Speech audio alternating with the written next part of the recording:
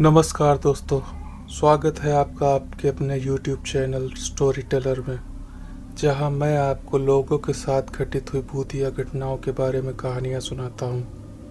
अगर आपको भी डरावनी कहानियां सुनने का शौक है तो हमारे YouTube चैनल को सब्सक्राइब करना ना भूलिए और साथ में बेल आइकन भी प्रेस कर दीजिए, जिससे हमारे आने वाली वीडियो की सारी नोटिफिकेशन सबसे पहले आपको मिल सके। आज जो कहानी मैं आप लोगों को सुनाने जा रहा हूँ वो मेरी पिछली कहानी कमरा नंबर 33 का ही दूसरा भाग है। तो अगर आप लोगों ने वो कहानी नहीं सुनी है तो उसको आप मेरे YouTube चैनल पर जाके सुन सकते हैं। तो चलिए कहानी को शुरू करते हैं। साल था 2026। हिमाचल की वही वीरान वादियाँ, वही बर्फ से ढकी पहाड़ियाँ और उन्हीं देवदार के जंगलों के बीच फिर से एक बार माउंट व्यू रेसिडेंसी चर्चा में आ गया था। एक अमेरिकी पैरानॉर्मल रिसर्च संस्था द वेल सीकर्स ने भारत सरकार से विशेष अनुमति ली थी कि वे हिमालयी इलाकों में मौजूद हॉन्टेड साइट्स पर शोध करेंगे। उनके लीडर थे डॉक्टर अलेक्जेंडर मोर्स, जो आत्माओं के विज्ञान और आयामों के अस्तित्व में विश्वास रखते थे। उनके साथ थी उनकी टीम लैरा, जॉस और फियोना। इन चारों ने माउंट व्यू रेसिडेंसी को अपनी सूची में सबसे ऊपर रखा था। कमरा नंबर 33। डॉक्टर मॉर्स ने होटल के नए मालिक अजय से पूछा। अजय ने सिर झुका लिया। सर, वो कमरा काफ़ी समय से बंद है।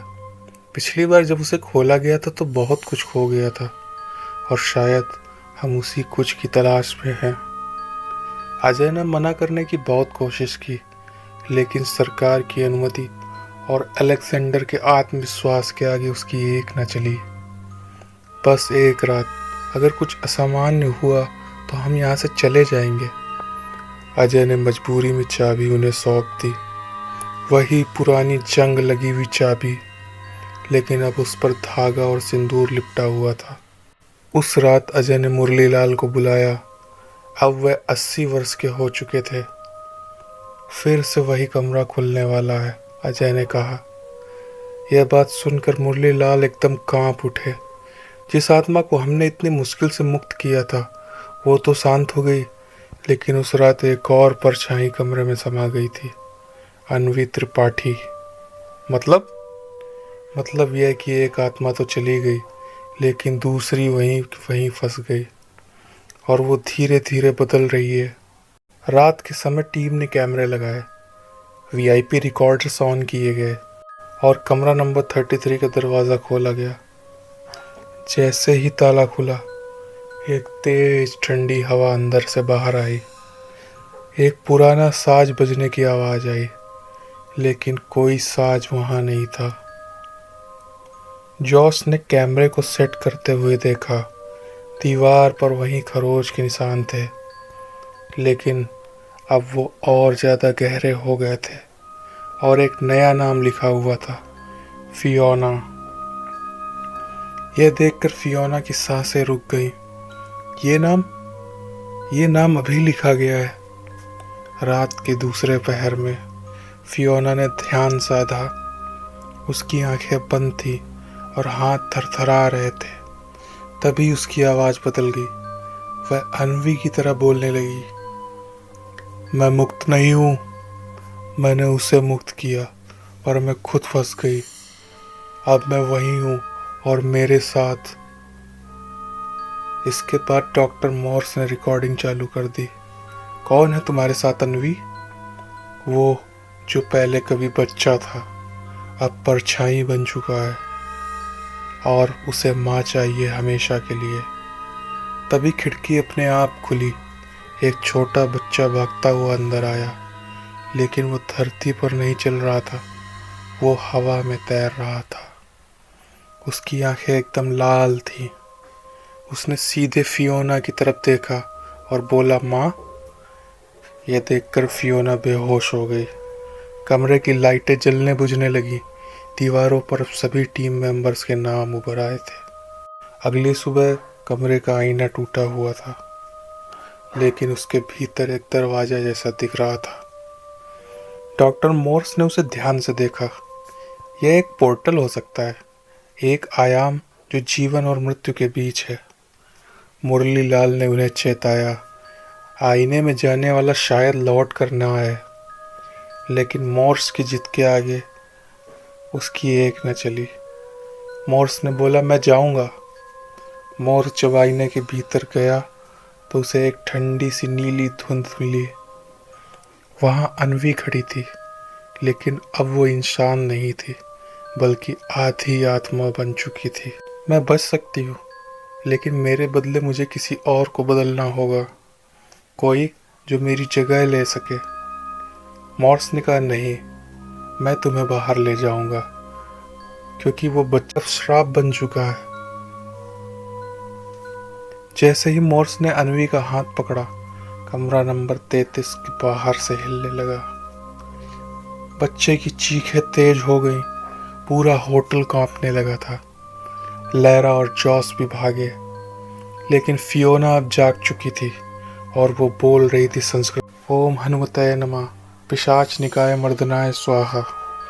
तभी कमरा लाल रोशनी से एकदम चमक उठा। फियोना के अंदर अब किसी और की शक्ति थी, एक साध्वी की आत्मा जो उस जगह से वर्षों पहले गुजरी थी। उसी के माध्यम से हनुमान जी का आवाहन हुआ।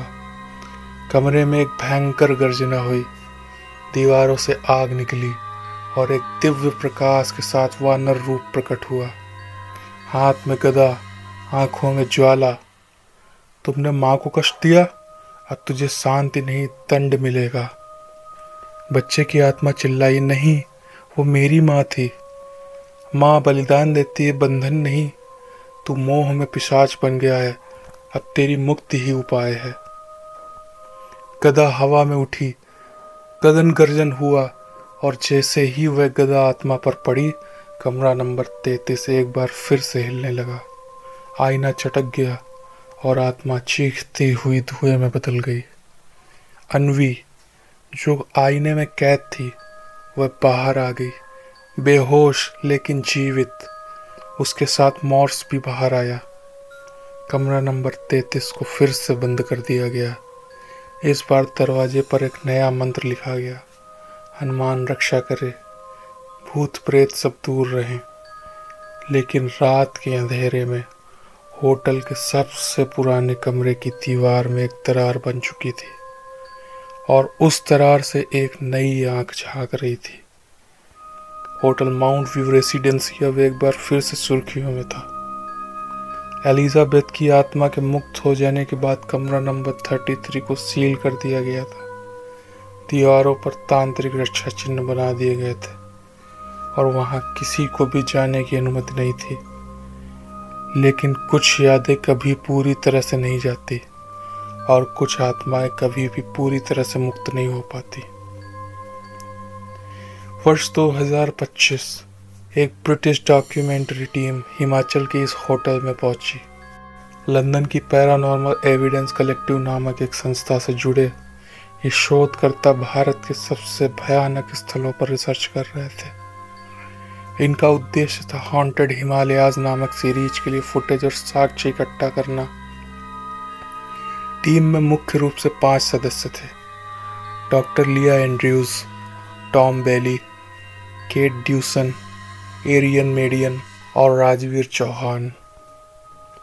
होटल के मैनेजर को जैसे ही उनके आने की जानकारी मिली, उसने तुरंत मना कर दिया। कमरा नंबर 33 अब नहीं खुलता। ये कोई फिल्म की शूटिंग नहीं है। लेकिन टीम काफ़ी बड़ी रकम की पेशकश की। होटल अब घाटे में था। पैसों ने फिर से दरवाज़ा खटखटाया। शोधकर्ताओं ने होटल के चारों ओर कैमरे लगाए, इंफ्रारेड और मोशन सेंसर्स भी स्थापित किए गए और रात के समय रिकॉर्डिंग शुरू कर दी गई। अचानक कमरा नंबर 33 के बाहर लगे कैमरे की स्क्रीन धुंधली हो गई। ठीक उसी समय एरिन बेहोश होकर गिर गई। उसकी आंखें सफ़ेद हो गई थी और वो बड़बड़ाने लगी थी, don't open it, I am still here, not her, it's him now. लिया ने तुरंत उसे होश में लाया, लेकिन वह कांप रही थी। उसने कहा, इस कमरे में अब कोई महिला आत्मा नहीं, यहाँ पर अब कोई और है, एक परछाई। केट ने होटल के पुराने रजिस्टरों को खंगालना शुरू किया। वहां उसे एक दिलचस्प तथ्य मिला। सन 1897 में एलिजाबेथ के पति कर्नल रिचर्ड रॉबिन्सन ने कुछ वर्षों तक कमरा नंबर 33 में गुप्त तांत्रिक अनुष्ठान किए थे। ऐसा माना जाता है कि वो अमरता प्राप्त करना चाहता था। उसने एक तांत्रिक राक्षकनाथ को बुलाया था जो कि नर बलि देता था। एक रात अनुष्ठान गलत हो गया और एक भयंकर छाया का जन्म हुआ। वह आत्मा न तो नर थी और न ही नारी। वह एक असहनीय विकृति थी और उसे एलिजाबेथ ने ही आईने में बंद किया था। तो एलिजाबेथ की आत्मा नहीं थी असली श्राप, वो तो एक रक्षक थी। असली श्राप थी ये परछाई। केट ने ऐसा निष्कर्ष निकाला। रात को 3 बजे एक तेज आवाज हुई, धड़ाम। कमरा नंबर 33 का ताला अपने आप खुल गया था। कैमरों की स्क्रीन अपने आप काली हो गई थी और वहां से सिर्फ एक आवाज आई, अब मेरी बारी है। एरिन ने चिताया, अब ये आत्मा सिर्फ कमरे में सीमित नहीं है, ये इस दुनिया में लौट आई है। राजवीर, जो पहले से इसे एक ड्रामा समझ रहा था, वह सबसे पहले प्रभावित हुआ। वो अचानक से गायब हो गया और कुछ घंटों बाद उसकी बॉडी होटल के पीछे जंगल में मिली। उसकी आंखें फटी हुई थी और उसकी छाती पर नाखून से कुरचकर 33 लिखा गया था। यह देखकर पूरी की पूरी टीम घबरा गई, लेकिन अब वे वापस भी नहीं जा सकते थे। तूफान आ गया था और सारे रास्ते बंद हो चुके थे। डॉक्टर लिया ने भारतीय आत्मिक साधना पर रिसर्च शुरू की और उसे पता चला कि परछाई को हराने के लिए कोई सामान्य साधना नहीं चलेगी। उसे जरूरत थी एक दिव्य शक्ति की जो राक्षसी आत्माओं को शांत कर सके। तभी मुरलीलाल ने एक सुझाव दिया, हनुमान चालीसा। श्री हनुमान ही ऐसे प्रेत बाधाओं को नष्ट कर सकते हैं, लेकिन ये साधारण पाठ नहीं होगा, इसके लिए हनुमान यज्ञ करना होगा। रात के तीसरे पहर में उसी कमरे में टीम तैयार हुई। पास के गांव से एक ब्राह्मण बुलाया गया, पंडित शास्त्री जी, जो कि शुद्ध ब्रह्मचारी और विद्वान ब्राह्मण थे। कमरा नंबर 33 के भीतर 5 दिए जलाए गए। हनुमान जी की मूर्ति स्थापित की गई। कमरे में लगे आईने को लाल कपड़े से ढका गया। पंडित जी ने पाठ करना शुरू किया, जय हनुमान ज्ञान गुण सागर, जय कपीस तिहु लोक उजागर। जैसे ही पाठ तेज हुआ, कमरे में भयंकर कंपन उत्पन्न हुआ। दीवारों से खून टपकने लगा, आईने कांपने लगे। अचानक लाल कपड़ा हट गया और आईने में वो परछाई दिखाई दी, एक विशाल धुएं जैसी आकृति जिसमें चेहरा नहीं था, सिर्फ गहराई थी। वो चिल्लाई, तेरे मंत्र मेरी कैद नहीं बन सकते। लेकिन तभी पंडित जी ने हनुमान बाहुक का पाठ शुरू किया और कमरे में अग्नि प्रकट हुई। अग्नि से एक आकृति निकली, एक विशाल वानर योद्धा। जय श्री हनुमान। कमरा अब युद्ध भूमि बन गया था। श्री हनुमान जी की आकृति आगे बढ़ी और परछाई पर गदे से प्रहार किया। हर प्रहार से दीवारें कांप उठी। परछाई हंसते हुए बोली, मैं सिर्फ आत्मा नहीं, मैं उस अधूरी तांत्रिक शक्ति का हिस्सा हूँ, मुझे कोई नष्ट नहीं कर सकता। श्री हनुमान जी बोले, जहाँ अधर्म है वहाँ विनाश निश्चित है। एक भयंकर गर्जना के साथ उन्होंने राम नाम का उच्चारण किया और अग्नि की गदा को सीधे आईने में फेंका। आईना चटक गया। परछाई चीखी, मैं वापस आऊंगा, मैं पूर्ण नहीं हुआ हूँ।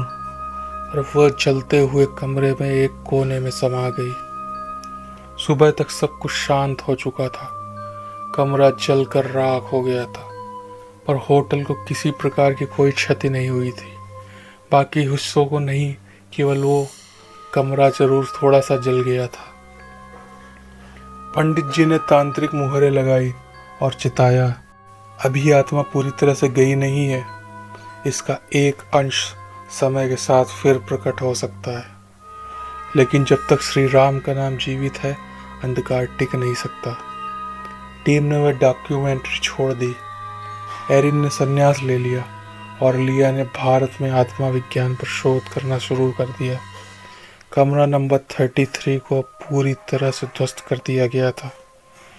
वहाँ अब एक छोटा सा मंदिर बनाया गया है श्री हनुमान जी का, और होटल के प्रवेश पर एक नया बोर्ड है जहाँ लिखा है कमरा नंबर 33 अब नहीं है। जहाँ कभी डर था आज वहाँ राम का नाम है। अगर आपको कहानी अच्छी लगी हो तो इसे लाइक कीजिए, सब्सक्राइब कीजिए हमारे चैनल को और बेल आइकन को प्रेस कर, क्योंकि हमारी आने वाली कहानी सीधे आप लोगों को मिल सकें और आप इसी प्रकार की कहानियों का मज़ा लेते रहें। धन्यवाद।